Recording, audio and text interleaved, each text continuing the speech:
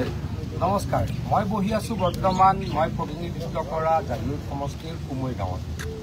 মই আমাৰ কুমৈ গাঁৱৰ এগৰাকী অত্যন্ত কৰ্মঠ মহিলা ববী শইকীয়াৰ ঘৰত বহি আছো আৰু আমাৰ পিছফালে সকলোখিনি আছে আমাৰ আত্মসহায়ক গোটত কাম কৰা মহিলা।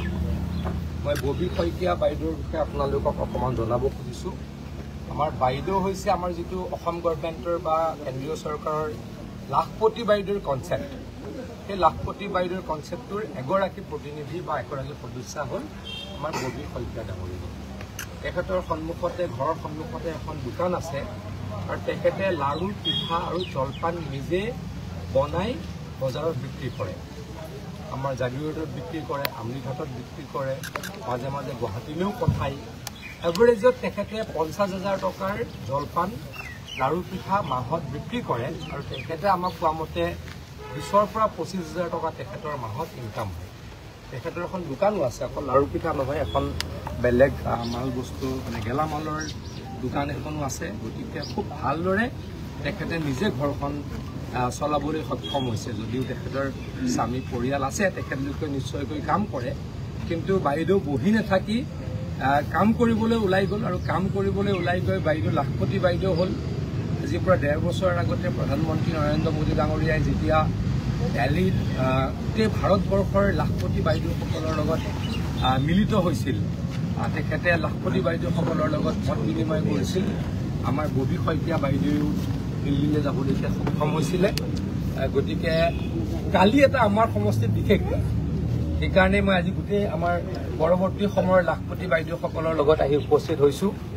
অহাকালি আমাৰ এই ওচৰলৈকে আমি য'ত আছোঁ তাৰ পৰা 1 কিলোমিটাৰ দূৰলৈকে অসমৰ মাননীয় মুখ্যমন্ত্ৰী হিমন্ত বিশ্ব শৰ্মা ডাঙৰীয়া আহিব আৰু কালি হিমন্ত বিশ্ব শৰ্মা ডাঙৰীয়াই তেখেতৰ যি অভিনৱ প্ৰচেষ্টা যে সকলো মহিলা লাখপতি হওক, তাৰ কাৰণে প্ৰাৰম্ভিক পৰ্যায়ত 10,000 টকা দিয়াৰ যি ঘোষণা কৰিছিল, তাৰ আজি নলবাৰীত হ'ল। অলপ দিনৰ আগতে বিহালীৰ মহিলাসকলক দিয়া হ'ল, আজি নলবাৰী সমষ্টিৰ মহিলাসকলক দিয়া হ'ল। কালি আমাৰ জাগিৰোড সমষ্টিৰ মহিলাসকলক মাননীয় মুখ্যমন্ত্ৰী ডাঙৰীয়াই 10,000 টকা দিবলৈকে আহিব। মই অত্যন্ত সুখী হৈছোঁ যে অসমৰ ভিতৰতে হয়তো ওৱান অফ দ্য হাইয়েষ্ট, প্ৰায় 38,000 মহিলাই আমাৰ সমষ্টিৰ পৰা আত্মসহায়ক গোট গঠনৰ মাধ্যমেৰে অহাকালি 10,000কে টকা লাভ কৰিব। সকলোৰে লগত মই ইতিমধ্যে বহুতো আলোচনা কৰিলোঁ, আমাৰ অফিচাৰসকলৰ লগতো আলোচনা কৰিলোঁ। তেখেতলোকে মোক জনালে যে আমাৰ সমষ্টিৰ প্ৰায় 6,000 গৰাকী মহিলা আছে যোনে 10,000 টকাৰ ওপৰত মান্থলি ইনকাম কৰে। গতিকে মই ভাবোঁ এইটো এটা অসমত ৰিভলিউশ্যন, ছেল্ফ হেল্প গ্ৰুপ অসমত এটা ৰিভলিউশ্যন। কিন্তু আৰু ৰিভলিউশ্যনটোক আগুৱাই লৈ যাব হিমন্ত বিশ্ব শৰ্মা ডাঙৰীয়াৰ এই তেখেতে অত্যন্ত গুৰুত্ব সহকাৰে অভিনৱ উপায়েৰে কৰি উলিওৱা মহিলা উদ্যমিতা আঁচনিৰ যোগেদি 33 লাখ মহিলাই 10,000 কোটি টকা প্ৰথম পৰ্যায়ত পাব।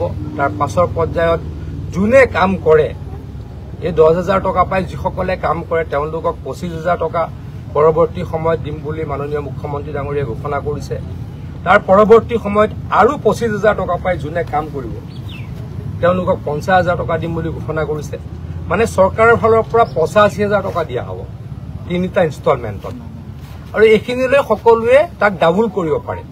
গতিকে সকলো লাখপতি বাইদেউ হৈয়ে যাব। গতিকে অসমৰ 33 লাখ মহিলা যদি লাখপতি হয়, আমাৰ অসমখন বহুত আগুৱাই যাব। গতিকে সকলোৱে যাতে ভালদৰে কাম কৰে, তাৰ কাৰণে বাইদেউৰ ঘৰলৈ আহি সকলোকে উৎসাহ জনালোঁ। এইটোৱে বাইদেউৰ ঘৰলৈ অহাৰ মোৰ উদ্দেশ্য আছিলে। অসমৰ সকলো মহিলাক যিসকলে মোৰ ভিডিঅ'টো চাই আছে, সকলোকে অনুৰোধ কৰিম আপোনালোকে কাম কৰক। মই আকৌ কৈছোঁ, আমাৰ দেশত 140 কোটি মানুহ যদি আছে, প্ৰায় 50% আমাৰ ল'ৰা বা মহিলা আৰু পুৰুষৰ সংখ্যা অলমষ্ট 50-50%, হয়তো 0.12%ৰ ডিফাৰেঞ্চ হ'ব। গতিকে 50% মহিলা য'ত আছে তাত যদি 40%-এ কাম নকৰে, 45%-এ কাম নকৰে, আমাৰ দেশখন কেতিয়াও উন্নত দেশ হ'ব নোৱাৰে। এতিয়া আমি ৱৰ্ল্ডৰ 4th লাৰ্জেষ্ট ইকনমি, আমি 3rd লাৰ্জেষ্ট ইকনমি হ'বলৈকে গৈ আছোঁ। আমাৰ দেশখন পৃথিৱীৰ ফাষ্টেষ্ট গ্ৰয়িং মেজৰ ইকনমি। গতিকে fastest growing major development economy. গতিকে আমি এই মহিলাসকলক লৈহে ডেভেলপড ইকনমিলৈকে যাব পাৰিম।